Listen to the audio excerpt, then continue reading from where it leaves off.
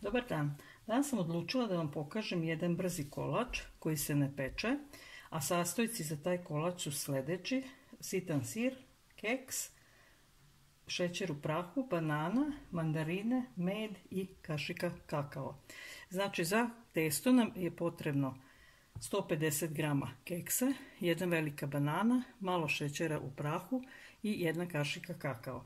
Priprema se radi tako da ćemo prvo pomešati suve sastojke, znači keks, dodat ćemo malo šećera u prahu, znači to je dovoljno jedna kašika, jedna kašika kakao, to bi bili i suvi sastojci koje ćemo izmešati.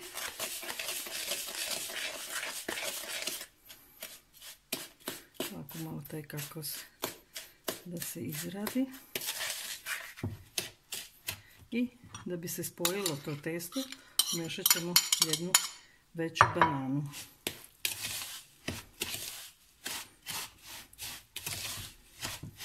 Ako ste možda slučajno stavili više keksa, dodajte slobodno još pola banane.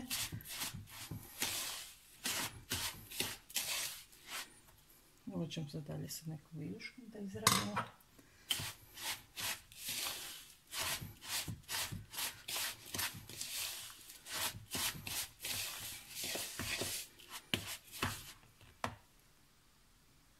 Evo, sastojke sam pripremila, znači ovdje je taj keks, banana, šećer u prahu i kašika kakao, i ovdje sam fil izmutila sa mikserom od kremastog sira, jedne velike kašike meda, malo šećera u prahu. I sada pristupamo radu. Znači ovo ćemo na ovako masnom papiru razvući.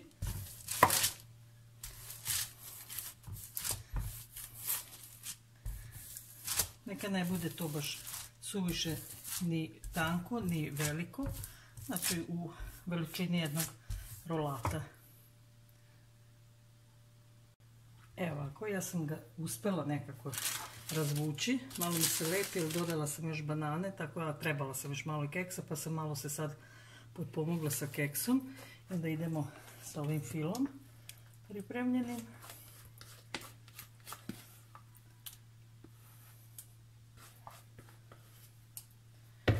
Ovako. Premažemo ga preko čitavog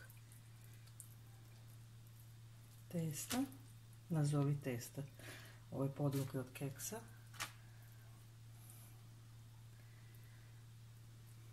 Vi sad možete u ovaj rolat bilo koje voće u suštini. Ja ću pokazati sa mandarinom. Znači, malo se potrudite da vam taj fil bude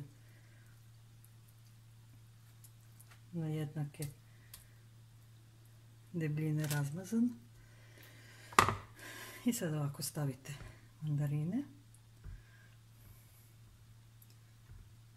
Jedna je višak, nema veze. I uz pomoć papira zavrvate.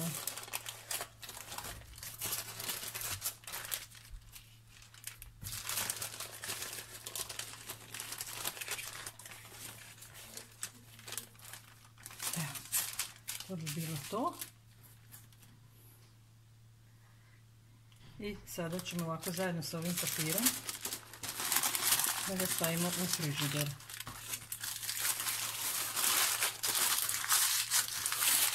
Da se dobro ohladi, odnosno stegne.